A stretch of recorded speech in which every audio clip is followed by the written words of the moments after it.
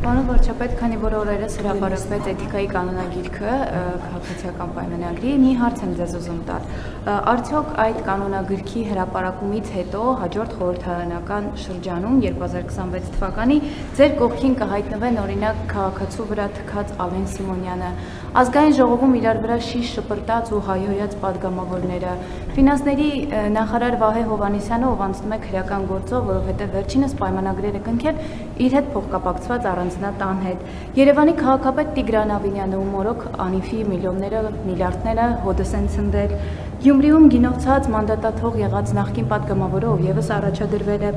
Արփի Դավոյանը, ով օրինակ նախկին դեպքերով անցնում է քրեական գործով, ԱԺ-ում լեզու եւ ականջ կտրող Արթուր Հովհաննիսյանը, Ժաննա Անդրեասյանը ու մորոք համալսարաններում կոռուպցիոն սխեմաներ են տիրում։ Նրանք գալու են ձեր հետ հաջորդ խորհրդարան։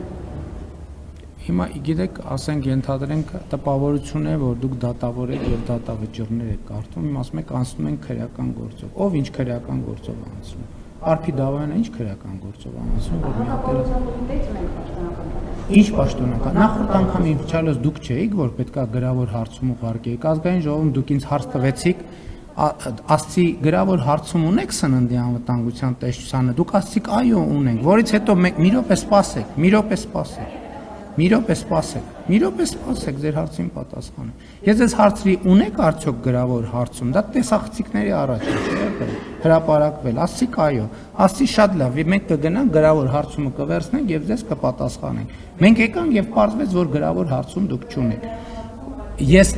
որովհետեւ այդ տեսեք դուք կիլոմետրերի ճշգրտության հարց ունեք ձեր հարցերում, երբ որ ձեր հարցերը կլինեն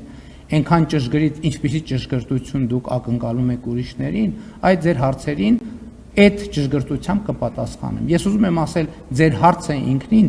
ինչպես նախորդ հարցը, այս հարցը ավելի ճշգրտությանից այնքան մեծ շեղումներ ունի, որ ցանկացած ձևի արձագանքը ձեր հարցին կնշանակի, որ ես արդեն ընդունեցի ձեր բարձրաձայնած բովանդակությանը։ Հետևաբար, քանի որ ձեր բարձրաձայնած բովանդակությանը ճշգրտության ահավոր մեծ շեղում ունի, ես ձեր հարցին չեմ պատասխանի։ Իսկ Հայաստանի Հանրապետության հերթական խորհրդարանական ընտրություններում քաղաքացիական պայմանագիր կուսակցության համամասնական ցուցակի ձևավորման ընթացակարգը հրապարակված է եւ բոլոր հետագա ընթացակարգերի վերաբերյալ կտրվի լրացուցիչ տեղեկատվություն։ Ինչ վերաբերվում է մնացած խնդիրներին, մենք այդ մարտահրավերները եւ խնդիրների հետ առերեսվել ենք եւ ինչպես երեք ազգային ժողովում առիթ ունեցա ասելու, մենք բոլորս ինձնից սկսած հարկ ենք համարում, որ պետքա ունենանք սեփական սխալների առերեսվելու եւ դրանք ուղղելու, սխալների համար այնտեղ որտեղ հնարավոր է ներողություն խնդրելու, այնտեղ որտեղ պետքա քաղաքական պատասխանատվություն կրելու եւ այդպես շարունակ։ Եվ ես ձեր հարցին պատասխանեցի։